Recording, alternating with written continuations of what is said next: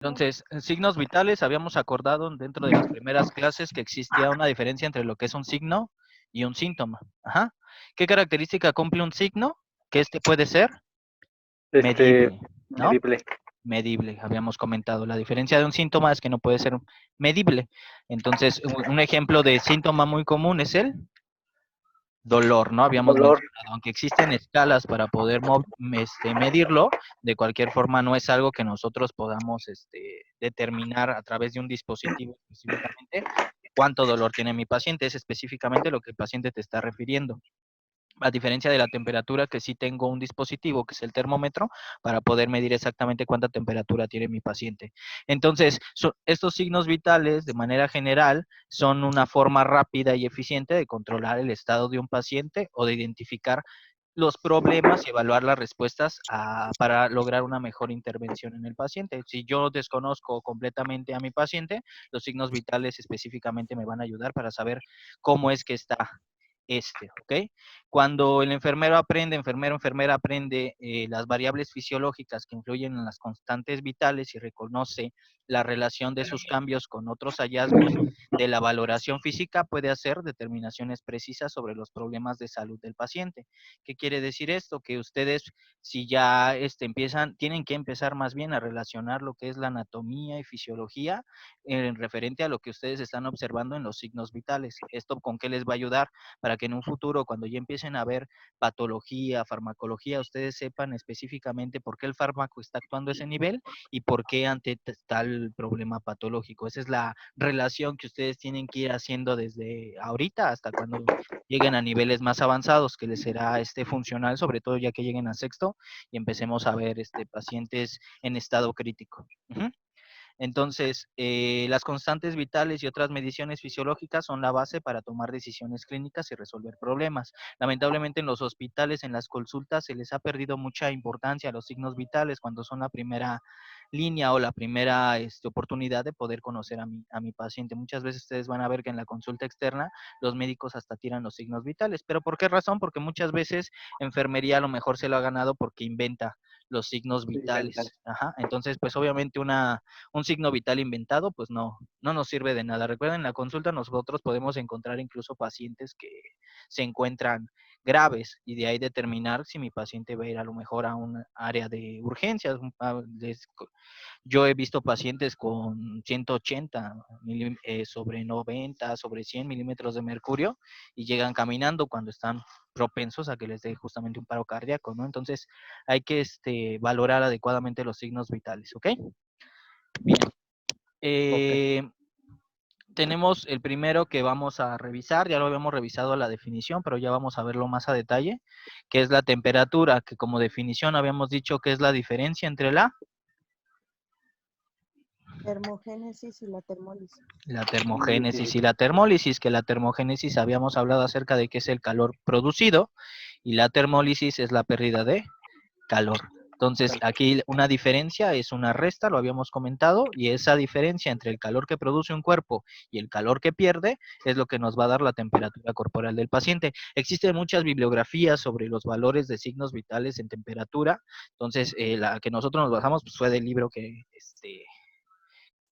pues algunos descargaron, otros se los pasé, que fue el de Potter, ¿no? Y aquí nos vienen algunos valores específicos que no fueron justamente los que yo les di en la clase, porque esos son los que se ocupan normalmente más a nivel hospitalario y los del libro nos maneja otros, ¿no? Pero bueno, vamos a tratar de relacionarlos con lo del libro. ¿Puedo tomar foto a la pantalla, profe? Les voy a pasar esta presentación. Okay. Sí, pero si gusta tomarle foto también no hay ningún problema. Ajá. Y aquí tenemos los valores de lo que es la hipotermia. Entonces, cuando hablamos de hipotermia, estaremos hablando por valores por debajo de los 36 grados centígrados, ¿sale?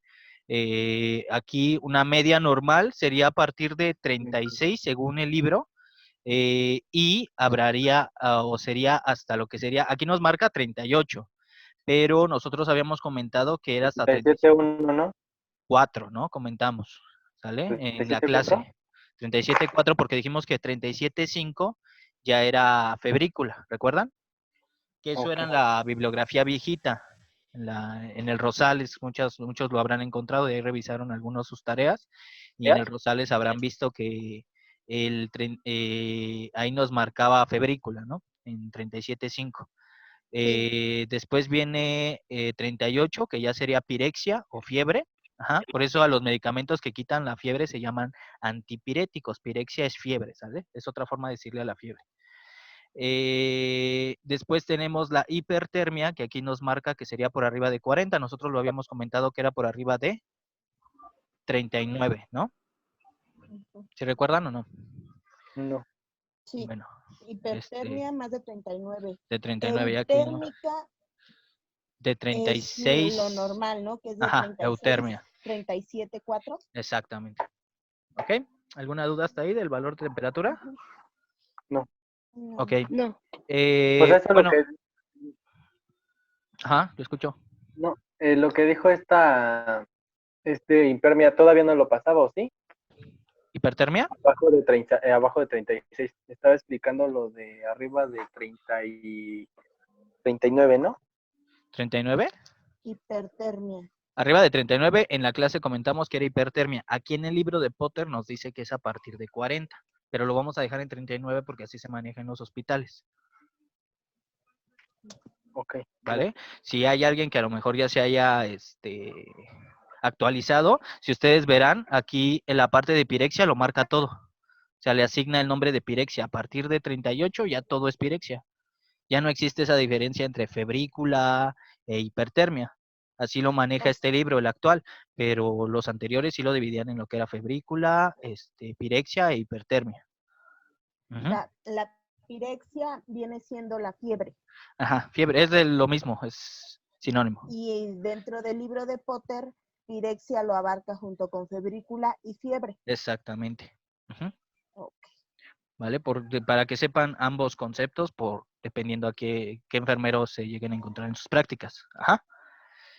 El lugar de la medición de la temperatura, pues existen varios, ¿no? Lo que es la oral, la rectal, la axilar, la membrana timpánica, la arteria temporal, existe también la esofágica, de la vejiga urinaria, de la vejiga incluso tiene una elevación un poco más. Normalmente nosotros tomamos la central, que es la axilar, y la que es menos contagiosa dentro de los pacientes. Ajá, porque bueno, una oral pues nos generaría a lo mejor mucha complicación dentro del área. Ustedes van a ver que les comentaba yo que algunos de sus compañeros me señalaban que en sus prácticas los enfermeros no le hacían asepsia al termómetro. Entonces, imagínense, pues, si lo pasamos de boca en boca, pues un contagiadero, ¿no? Y ahora con lo del coronavirus, pues peor la situación, ¿no? Entonces, por eso la axilar es una de las vías que más se utiliza dentro de la unidad hospitalaria, porque es la que produce en menor proporción contagio entre los pacientes. Pero aún así le tengo que hacer la asepsia al termómetro siguiendo los principios. ¿Cuáles son los principios? ¿Alguien que me diga los principios? De adentro hacia afuera. Bueno, ¿Cómo de es? la adentro a la periferia. Algo. Centro a la periferia. De sucio hacia limpio. Ajá. ¿Cuál otro? De lo proximal. De lo sucio hacia lo limpio. Ajá, sucio a lo limpio, de lo proximal a lo distal y de arriba Hacia abajo. hacia abajo, ¿sale? También está derecha, izquierda, pero los más comunes son esos 4 que les pedí, por favor, que se los aprendieran. Ajá. Sí. Ok. Entonces, ¿cómo se va a realizar la regulación de la temperatura? La regulación de la temperatura puede existir diferentes tipos de mecanismos. Uno de ellos es el control neuronal y el control vascular. Aquí tendríamos que hablar del centro regulador de la temperatura en el ser humano, que es el hipotálamo, ¿ok? Entonces es muy importante que no se nos olvide. ¿Por qué? Porque, por ejemplo, en los adultos mayores muchas veces la irrigación nerviosa de este órgano provoca que el adulto mayor no pueda regular adecuadamente su temperatura. Entonces, darle tratamiento a un adulto mayor muchas veces se vuelve complejo. ¿Por qué razón? Porque al no conducir adecuadamente estos nervios, la regulación de la temperatura, lo que pasa es que no provoca signos ni de fiebre hipertermia, ¿no? Si no solamente a lo mejor tiene infección, pero el paciente está eutérmico, cuando la fiebre es un dato específico de infección. Entonces, por esa razón nos genera mucho conflicto la atención a los adultos mayores. Y esa es una de las problemáticas que se presentan en ellos. Entonces, ¿dónde está localizado el hipotálamo? Está localizado entre los hemisferios cerebrales, justamente en la zona central, si se dan cuenta, por debajo del tálamo, justamente por eso se llama hipotálamo. El Por hipotálamo, eso, ¿mandé? por eso es que cuando a muchas personas presentan fiebre, Ajá. los ojos se les ponen rojos. No necesariamente. Si hay una vasoconstricción, Ujú. para poder regular la temperatura, lo cual a lo mejor podría generar como consecuencia de eso, pero puede ser asociado a varias cosas, a lo mejor que el paciente se presente hipertenso, que haya pérdida de líquido, o sea, hay varias situaciones que pueden provocar, o incluso a lo mejor una conjuntivitis, que también Ah, esté ok. ocasionando la misma fiebre, ¿vale? Ah, ok. Ahí ¿por qué? Porque se conectan todos los órganos. O sea, a lo mejor ustedes lo vieron en anatomía, que la faringe se conecta con la zona del oído y también se conecta con la zona ocular. Ujú. Entonces tiene incluso a nivel cerebral, ya cuando es muy complicada la infección. Entonces esas son las complicaciones de, por ejemplo, ya cuando se genera una otitis en el paciente. Una otitis es bastante grave en un paciente cuando inició por una faringoamigdalitis. Pero bueno, lo vamos a retomar más adelante. Entonces el hipotálamo se divide en dos partes, una que es la parte anterior, hipotálamo anterior, y el hipotálamo posterior. Entonces, el hipotálamo anterior controla lo que es la pérdida de calor y el hipotálamo posterior se encarga de lo que es la producción de calor. Entonces aquí tenemos algunos ejemplos. Cuando las células nerviosas del hipotálamo anterior se calientan por encima del punto fijo, o sea, la eutermia, que ya habíamos comentado cuánto era, se comienzan a enviar impulsos para reducir la temperatura corporal. O sea, cuando se aumentan los niveles, él envía impulsos para que se regule esta temperatura. Entre los mecanismos de pérdida de calor se incluyen ¿cuáles? Aquí tenemos un ejemplo, el cual es el sudar, ¿no? El sudar es un efecto que produce el cuerpo que hace que regule la temperatura. Es una forma de pérdida de calor. Pero no del metabolismo de nutrientes. Es pérdida de calor y puede provocar incluso en exceso una deshidratación. Esto lo comento ¿por qué? Porque actualmente se tiene mucho. Las personas que luego quieren bajar de peso Ujú. se ponen trajes como de hule o no sé de qué son esos, como aislantes, Ujú. que hacen que suden en exceso y va a ser difícil porque no estás alterando el metabolismo. Eso ahorita lo vamos a platicar, de qué viene el metabolismo. Lo único que estás provocando es que tu cuerpo pierda más calor y pierda gran cantidad de líquido. Por lo tanto, como efecto grave, lo que puedes ocasionar es una deshidratación en el paciente. Entonces, esto es pues hay que tener muchísimo cuidado con eso. No es recomendable el uso de estos componentes para bajar de peso. O sea, no porque sudes mucho quiere decir que vas a bajar de peso, porque no estás alterando el metabolismo. Eh, y quedamos que el hipotálamo posterior se encargaba de la producción del calor. producción de calor. Entonces, bueno, aquí tenemos otro efecto, antes de pasar al hipotálamo posterior, tenemos otro efecto que se produce para la regulación de temperatura, que sería una vasodilatación. ¿Qué es lo que es una vasodilatación? Este es un vaso sanguíneo y lo que hace es que se hace más grande. Esto ayuda a que la irrigación a los tejidos superficiales sea más lenta. Por lo tanto, pues es difícil poder, es más fácil poder perder calor. Aquí, perdón. Lo que pasa es que si irriga la sangre, al aumentar el volumen, corre mayor cantidad de sangre a la parte superficial, lo que hace que se pierda de manera rápida calor de nivel central a nivel periférico. Y una forma de producción de calor sería esta que tenemos acá, que es el tiritar. Cuando el cuerpo ya no lo puede regular por medio de una vasoconstricción, que sería lo contrario, si quiero perder calor, es una vasodilatación, pero si quiero producir calor sería lo contrario a vasodilatación es una vasoconstricción, ¿ok? O sea, el vaso se contrae, ¿vale?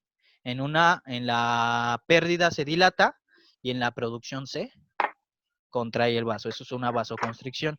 Ajá. Pero si eso no es suficiente, lo que va a hacer el cuerpo es empezar a tiritar, se le llama. Que los músculos de manera involuntaria empiezan a contraerse. Solitos, a lo mejor les ha pasado a ustedes. Cuando tienen mucho frío, de repente empiezan a temblar. Ajá. Ese es un mecanismo que genera su cuerpo para que se pueda regular la temperatura y se pueda producir. La problemática de aquí es que eso genera un desgaste de energía y el metabolismo de algunos nutrientes. ¿Ah? ¿Dudas hasta aquí, chicos? Entonces, cuando es una pérdida, se dilata. Ajá. Y es una vasodilatación. Exacto. Y cuando es lo contrario, ¿qué es cuando se gana temperatura? Ajá. Cuando se produce temperatura es una vasoconstricción. Okay. Ajá. Entonces, el centro regulador de la temperatura es el hipotálamo. Ajá.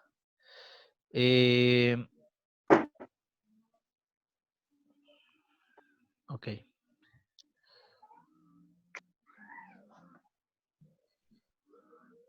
Bien, ahora ya vimos algunos ejemplos de pérdida de calor y de producción de calor de manera general. Ahora ya vamos a verlos de manera específica. Entonces, ¿cómo se produce calor en el organismo? Déjenme ver si no me salté. No. No. Termogénesis. La termogénesis, ¿cómo se produce? Es a partir del metabolismo basal. ¿A qué nos referimos con el metabolismo basal? El metabolismo de la mayoría de los nutrientes, ¿no? Vamos a tener macronutrientes y micronutrientes. ¿Cuáles son los macronutrientes? Las proteínas. Las proteínas es uno. ¿Cuál otro? Los aminoácidos. Bueno, yo eso lo estoy leyendo. Ajá, los aminoácidos. ¿Cuál otro? Las proteínas, que son aminoácidos. Ajá. ¿Qué más? Los carbohidratos, los lípidos, ¿no? Son tres. Proteínas, carbohidratos y lípidos. Ajá. Y vamos a tener los micronutrientes, que son las vitaminas y los minerales. Ajá. Entonces, pero cuando hablamos de metabolismo, ¿a qué nos referimos? Vamos a hablar, ¿ya vieron sistema digestivo? Sí. Bueno, no. Yo no. Sí. ¿Sí o no? Sí, perdón. Ok, ya lo vieron. Muy bien. No.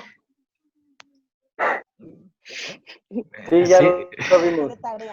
Ya lo Ok, vimos. bueno, ya lo vieron. Muy bien. No, voy a hacer un repaso, si están de acuerdo, del Sí. sistema digestivo. Sí. ¿Por qué? Porque es importante para explicarlo aparte de metabolismo, ¿ok? Entonces, dijimos que tenemos tres tipos de nutrientes. Suponiendo que a lo mejor alguno de ustedes ingiere una dieta en la cual contiene, una dieta equilibrada debe contener los tres grupos de nutrientes. Ajá, lo que son los lípidos, lo que son los carbohidratos y lo que son las proteínas. ¿Qué ejemplo podríamos dar? Pues a lo mejor un pedazo de carne que contiene proteína, con a lo mejor aceite, que sería parte del lípido, y pues a lo mejor agua de naranja, ¿no? Que sería un carbohidrato simple. Ajá, sería la combinación. Entonces, ingresa el alimento por la boca, pero el proceso de digestión, normalmente la bibliografía nos dice que inicia en la boca cuando entra el alimento. Ajá, pero hay procesos que suceden antes de que ingrese el alimento a través de los sentidos. Ajá, señales periféricas como el olfato, la vista. Ajá, cuando ustedes, por ejemplo, ven, no sé, su comida favorita, a lo mejor no sé qué se les ocurre. Lo que sea, ¿no? Ven su comida favorita, ¿qué es lo que va a suceder dentro de su organismo?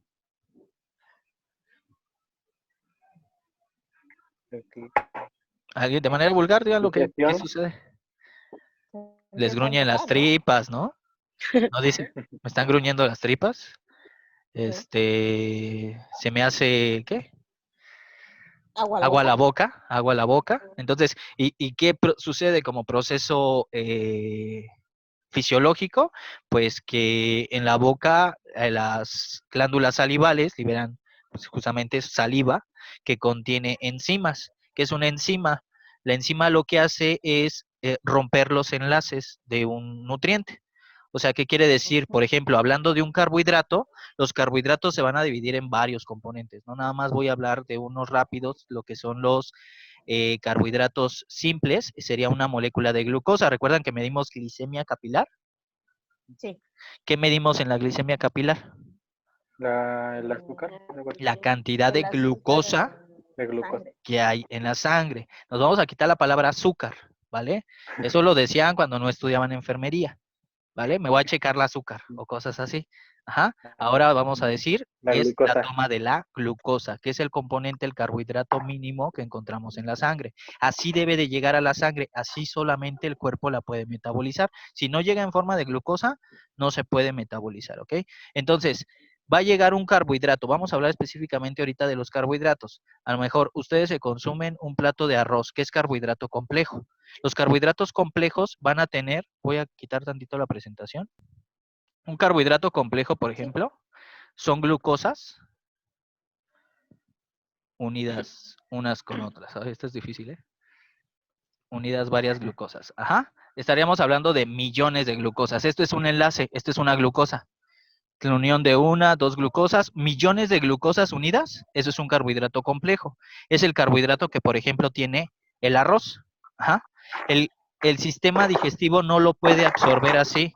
Entonces, ¿qué tiene que hacer con ese? Lo tiene que digerir. Para eso existe el proceso de digestión. Entonces, entra por la boca y cuando ingresa por la boca tienen que participar enzimas. Entonces, participa una enzima y ¿qué es lo que hace esa enzima? Rompe el enlace, lo O sea, desdobla, transformándolo de un carbohidrato complejo llamado polisacárido. ¿A qué le suena polisacárido? Poli, que es polinomio, polifagia, polidipsia. ¿Qué es poli? Prefijo poli. De varias Muchos. partes. Exacto, muchos, ¿ok? Entonces, polisacárido, Varias partes. varias glucosas. Sacárido viene de glucosa, ajá, de azúcar, de sacarosa, de glucosa, ¿ok? Entonces, son muchas moléculas de glucosas unidas. Tiene que romper ese polisacárido y lo transforma a uno más pequeño, que sería ahora cientos. ¿Recuerdan que primero eran millones? Ahora van a ser cientos de moléculas. ¿A esa cómo se le va a llamar? A ese se le va a llamar oligosacárido. Ajá. Y así continúa rompiéndose a través del sistema digestivo. Vamos a recordarlo nada más. Ajá, que iniciaba en la boca. Recuerdan que por la masticación y por la acumulación de saliva se formaba ¿qué? Un bolo. El bolo alimenticio, ¿vale? Que es una mezcla de todos los nutrientes. Todos estos procesos suceden al mismo tiempo. O sea, la digestión de proteínas, de carbohidratos y de lípidos sucede al mismo tiempo. Ahorita lo estamos desglosando nada más en los carbohidratos. Se mezclan con la saliva, continúan su camino por medio de la deglución. Ajá. Pasa a la epiglotis, recuerdan que es el esfínter que está superior a la tráquea, continúa en el esófago y llegaría al primer esfínter, al esfínter esofágico superior llamado Intestino delgado. cardias. ¿Sale? No. ¿Sí? ¿No? ¿No recuerdan? Recuerdan que iniciaba, aquí está el bolo alimenticio, pasa la zona del epiglotis, que se lo que Ya lo habíamos visto. en esta zona, y continúa el cardias, ¿no? Y entonces, aquí en el estómago, ¿cómo se le llama? Una vez que cruza el cardias, que estaría por arriba del estómago. el cuerpo. Quimo. El quimo, ¿no? Y de aquí se desdobla, llega al intestino delgado, que sería todo este que está acá, que se divide en 3 porciones, ¿no? ¿Lo mencionamos? Las 3 porciones del intestino delgado, que son duodeno, yeyuno e ilio. ¿Y el ileón? Ajá. Bueno, nos quedan 10 minutos. Entonces, este carbohidrato que ya se desdobló, ¿recuerdan que eran millones de moléculas de glucosa? Sí. Aquí, cuando llegue a duodeno, solamente debe ser una molécula de glucosa. No puede ser más. Si tiene más, lo va a dejar pasar el intestino delgado para que llegue al intestino grueso y salga por la materia fecal. Ajá. Solamente si está en forma de monosacárido es como el intestino delgado lo puede absorber.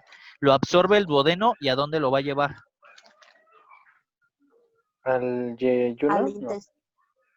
A la sangre. Todos los nutrientes al final van a ir a dar A la sangre, porque la sangre acá se va a encargar de distribuir cada uno de esos componentes. Entonces llega a la sangre y ese monosacárido tiene que ingresar a la célula, que es en donde se realiza el metabolismo. Ajá. Pero para entrar a la célula, ¿qué necesitaba? ¿Recuerdan? ¿Convertirse? ¿Qué necesita la glucosa para entrar a una célula y ser metabolizada? Necesita insulina, ¿sale? Si no hay insulina, esa glucosa no puede entrar o atravesar la membrana citoplasmática. ¿Recuerdan la membrana citoplasmática? ¿Alguien conoce o sabe qué es la membrana citoplasmática? Bien, a ver, vamos a ver. La glucosa. Ajá. Llega a la sangre, pero para poder atravesar esta membrana necesita que alguien lo meta. Solita no puede entrar. Necesita que alguien meta esta glucosa. Entonces, el páncreas genera insulina. Lo voy a poner en forma de círculo. Se une esta molécula de insulina con esta molécula de glucosa y entonces ahora sí la membrana citoplasmática le permite el paso dentro de la célula.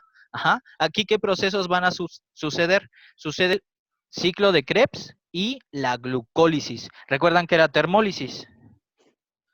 Sí. La destrucción de la temperatura, ¿no? Entonces, ¿qué será glucólisis? La destrucción de la glucosa. La destrucción de la glucosa. Lo que hace es libera esta sustancia que tenemos aquí, que se llama ácido pirúvico, solamente si el paciente tiene una adecuada oxigenación. Si respira adecuadamente el paciente, va a producir ácido pirúvico. ¿Este en qué se transforma? En acetilcoenzima A, que ¿qué va a hacer? Va a meter al componente ayudado de algo que se llaman vitaminas del complejo B. Por esa razón es importante que a los pacientes diabéticos se les recomiende el uso de vitaminas. Incluso a ustedes también la bibliografía menciona que si ustedes consumen vitaminas, eso les va a ayudar sobre todo en la etapa de la vejez. Ajá. Entonces, aquí es donde participa ese complejo B, metiendo este ácido pirúvico que se obtuvo de la glucosa para meterlo a esto que se llama ciclo de Krebs. ¿Dónde sucede este ciclo de Krebs? En algo que se llama mitocondria, dentro de la célula. Ajá. O el pulmón de la célula. Aquí se va a realizar, va a ingresar el ácido pirúvico ayudado por, ¿qué dijimos? Por el complejo B, entra aquí y entonces se produce energía. Y esa energía que va a liberar, al final libera calor, ¿vale? A partir de esto es que se empieza a producir temperatura en el organismo. Entonces, si un paciente, por ejemplo, tiene un cúmulo de glucosa aquí, hay muchísima glucosa aquí, pero el paciente se siente fatigado y sigue llegando glucosa y sigue llegando glucosa, ¿qué es lo que necesito darle a mi paciente para que este paciente cómo va a estar? Si la glucosa se está quedando aquí en la sangre, ¿cómo creen que esté? Tiene la temperatura muy alta, ¿no? Podría Elevada estar, la más bien glucosa. tendría que estar baja, ¿no? Porque la glucosa se está quedando en la sangre. No está entrando a la célula, no se está produciendo energía. Entonces, por lo tanto, tendría que estar hipotérmico, ¿sale? ¿Y quién podría estar así? ¿Qué paciente sufre de esta problemática? Si yo le tomo una glicemia a este paciente, ¿cómo estará? Estará elevada la glucosa en sangre porque se está quedando en sangre. Esta glucosa debería estar aquí adentro, pero no está porque ¿quién está fallando?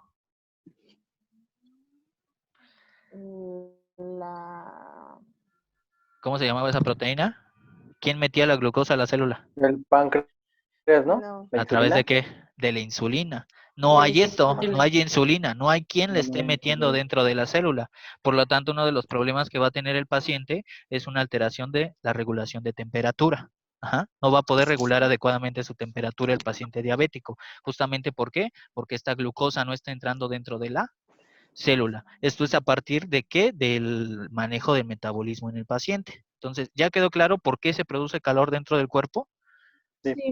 Ajá, a través del Sí. metabolismo, porque es parte de lo más relevante del metabolismo. Entonces, los movimientos voluntarios, por ejemplo, el ejercicio produce calor, el tiritar también genera calor, y la pérdida de calor es a través, existen tres mecanismos, uno que es la radiación, otro que es la conducción y otro que es la convección. ¿Leyeron esto en el libro? ¿Alguno lo No. leyó? Pero es como pérdida de calor. Ajá, son las formas en las que el organismo puede perder calor. Entonces, cuando hablamos acerca de lo que es la radiación, sería la transferencia de calor desde lo que es una superficie o un objeto, ajá, a una superficie, pero sin estar en contacto. Por ejemplo, esta que tenemos aquí, el fuego, pero no está en contacto, ¿sale? Incluso ni el mismo viento que se está liberando corre hacia acá, sino correría hacia arriba. Arriba. Entonces, eso sería radiación. La conducción es la transferencia de calor de un objeto a otro por contacto directo, o sea, por ejemplo, por el metal. Esto sería conducción. Ajá, se puede pasar temperaturas de aquí para acá. Y la convección es la transferencia de calor hacia afuera por el movimiento del aire. Aquí participa ya el movimiento del aire para que se pueda transportar el calor para acá. Ajá. ¿Cómo va a ser? ¿En dónde va a ser menor la transferencia de calor? Pues en la radiación. ¿En dónde va a ser mayor? En la conducción. ¿Sale? ¿Alguna duda sobre la termólisis? No. Bien. ¿Qué alteraciones se pueden tener? Ya las habíamos mencionado también en clase, ya nada más las vamos a recordar. La primera es la hipertermia. ¿Qué características cumple la hipertermia como definición? Que es una temperatura corporal elevada relacionada con la incapacidad del cuerpo para promover la pérdida de calor o reducir la producción de calor. Aquí es cuando, por ejemplo, se presenta cuando el paciente está ante un proceso infeccioso. Eso es normal, presentar hipertermia por proceso infeccioso es algo común, a diferencia de lo que es un golpe de calor. En el golpe de calor, ¿qué característica hay? Que se deprime la función hipotalámica. Y si se deprime la función hipotalámica, entonces, ¿qué estaríamos provocando? El aumento de la fiebre, ¿no? El aumento de la temperatura, y aumento de no la habría temperatura. quien lo regule. No habría quien lo regule. Entonces, ¿qué podría hacer yo aquí? Aparte de que, bueno, el golpe de calor también genera una deshidratación del paciente, ¿vale? Bueno, vamos a quedarnos aquí en las alteraciones, chicos. En